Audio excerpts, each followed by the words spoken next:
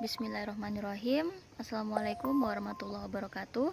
Jumpa lagi di channel saya. Di sini saya akan mengulas bagaimana cara kita, Bapak Ibu, guru untuk memasukkan RPP yang ada di e-learning KSKK Madrasah yang diselenggarakan oleh Kementerian Agama. Oke, selamat mencoba di rumah masing-masing. Silakan untuk diikuti. Jangan lupa like and subscribe-nya. Terima kasih. Baik, kita masuk di login e-learning madrasah. Di sini masih versi 1.4.2. Jadi langsung saja karena kita sudah membuat kelas online. Di sini akan saya contohkan, misalnya kita buat di kelas 8A IPA. Untuk RPP yang akan kita buat, pertama-tama kita lihat dulu di situ ada timeline kelas, kemudian SKKD. Di situ baru kita isi kompetensi inti, kemudian kita klik dan kita copy paste dari silabus pembelajaran yang kita miliki. Kemudian dari Word tadi bisa kita langsung simpan setelah kita copy. Selanjutnya di situ untuk KI ada KI 3 yaitu pengetahuan, kemudian ada KI 4 yaitu keterampilan. Bisa langsung kita copy paste lagi, kemudian kita isikan kompetensi dasar. Nah, di situ ada urutannya. Yang pertama, maka kita langsung memasukkan atau copy paste dari silabus yaitu KD 3.1. Nanti secara otomatis ketika tersimpan dia akan langsung muncul 3.1. Oke, selanjutnya kita di list checklistnya itu ada klik nomor 2, maka kita kopikan 3.2. Di situ langsung kita simpan. Selanjutnya bisa langsung kita uji coba untuk KD 3, sama kita copy paste dari Word, kemudian di situ akan secara otomatis muncul KD 3.3 ketika sudah kita simpan.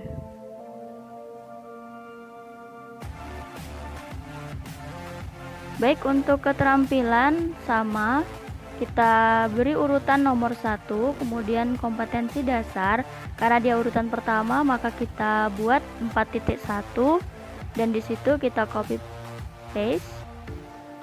Kemudian kita simpan, klik simpan, maka dia secara otomatis akan muncul 4.1.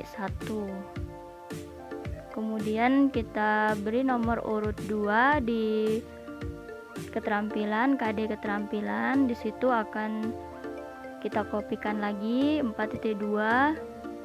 Jadi untuk 1 tahun ajaran bisa langsung kita upload di e-learning ini. Bapak Ibu cukup membuat nomor urutnya sesuai dengan silabus yang tersedia. Jadi misalnya ada 11 KD, maka Bapak Ibu cukup mengupload satu persatu, kemudian klik simpan dan harus sesuai urutan. Baik, untuk KD dan KI yang sudah kita upload, di situ bisa kita download dalam bentuk PDF maupun dalam bentuk Excel. Jadi di situ ada cetak PDF, ada juga cetak Excel. Selanjutnya di situ ada kriteria ketuntasan minimum atau yang sering kita sebut dengan KKM. Di mana KKM ini ada 3 aspek ya Bapak Ibu, yaitu kompleksitas, daya dukung, dan intake peserta didik. Maka di situ ada misalnya sudah kita upload 3 KD dan harus kita tentukan kompleksitas, daya dukung, dan intake peserta didik masing-masing sehingga bisa menghasilkan nilai KKM yang sesuai dengan kebutuhan sekolah kita. Jadi misalnya di situ saya buat KD 2, kompleksitas yaitu sedang, nilai 2, kemudian daya dukung 3, INTA ke-2, maka KKM hasil akhirnya adalah 78. Di situ ada muncul predikat. Jadi kalau nilai 78 itu kategori C, atau yang lain bisa kita lihat misalnya 80 atau 89. Jadi seperti ini Bapak Ibu, bisa kita lihat kriteria ketuntasan minimal kelas 8A Mapel IPA yaitu sebesar 78. Selanjutnya kita akan masuk ke rencana pembelajaran. Jadi untuk rencana pembelajaran di sini sebelum kita isikan secara keseluruhan, memang harus kita selesaikan dahulu standar kompetensi, KI, KD, kemudian kriteria ketuntasan minimum. Oke, langsung saja kita buat rencana pembelajaran.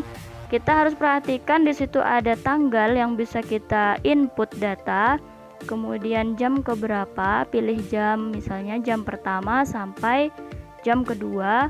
Selanjutnya pertemuan, karena kita dalam satu semester itu biasanya untuk Mapel IPA itu ada 5 jam pelajaran, maka kita sesuaikan berapa jumlah pertemuannya. Selanjutnya di situ ada materi pokok atau bahasan materinya, yaitu misalnya untuk IPA kelas 8 gerak lurus. Selanjutnya kompetensi inti maupun kompetensi dasar, ini sesuai dengan apa yang telah kita isikan. Misalnya KI 3 pengetahuan, maka dia secara otomatis KD yang muncul adalah KD 3.1 misalnya. Selanjutnya tujuan pembelajaran ini opsional. Opsional maksudnya bisa diisikan saat itu juga, atau bisa kita copy paste juga dari Word. Jadi bisa Bapak Ibu buat seperti ini. Misalnya tujuan pembelajaran yang pertama agar siswa dapat menjelaskan gerak lurus dengan baik misalnya. Untuk tujuan pembelajaran yang pasti dia penjabaran dari indikator maupun kompetensi dasar yang dibutuhkan. Bisa kita buat lebih dari satu untuk tujuan pembelajaran ini, tergantung dari berapa jam pertemuan yang kita perlukan untuk KD ini dan pokok bahasan gerak lurus misalnya. Oke, selanjutnya untuk metode pembelajaran, karena kita tahu saat ini merupakan masa-masa new normal, maka bisa kita gunakan metode daring maupun luring atau kombinasi. Jadi untuk metode daring misalnya kita bisa menggunakan media online, yaitu dalam jaringan WhatsApp atau Messenger atau via teleconference, Zoom meeting dan lain sebagainya. Selanjutnya untuk diskusi, mungkin bisa kita langsung masukkan diskusi online melalui WhatsApp.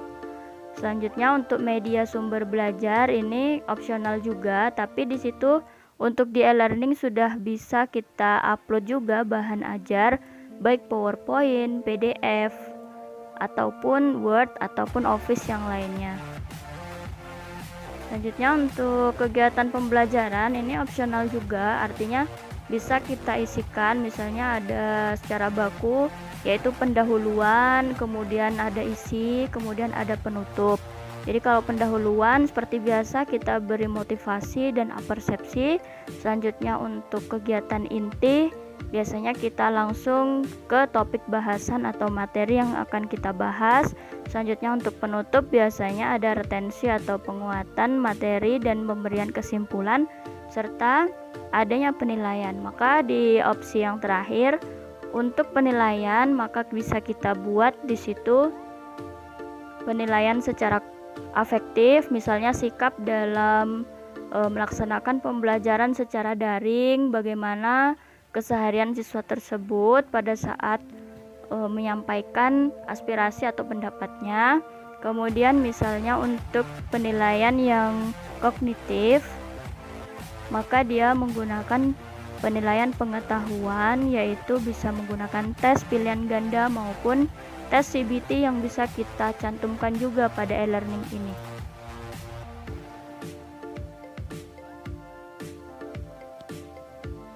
Untuk penilaian yang psikomotor ini adalah opsional, jadi misalnya kita bisa memberikan tugas proyek kepada siswa secara daring maupun secara kombinasi maupun luring.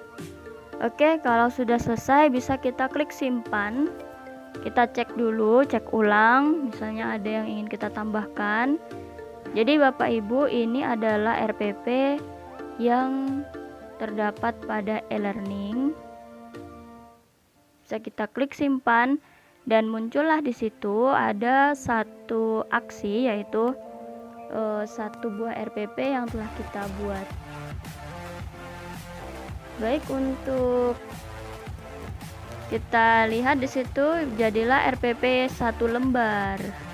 Maka RPP 1 lembar ini ya sudah berisi secara menyeluruh, artinya bisa digunakan dalam setiap pembelajaran yang diperlukan oleh Bapak Ibu. Dan kita sekarang akan membagikan bahan ajar di e-learning madrasah. Maka jenis formatnya bisa kita tuliskan dulu, misalnya bahan ajar format PowerPoint, kita pilih filenya, kemudian untuk kelas berapa di situ, dan selanjutnya kita bisa upload dari komputer atau dari file yang lainnya. Jangan lupa Bapak Ibu untuk memastikan data siswa yang tergabung pada kelas Bapak Ibu, karena bisa kita cek siapa saja yang online pada saat pembelajaran berlangsung. Jadi di situ ada format Excel, kemudian kita bisa melaksanakan program absensi kelas. Jadi misalnya ada yang izin bisa kita ketahui. Baik, itu saja dari saya. Terima kasih. Wassalamualaikum warahmatullahi wabarakatuh.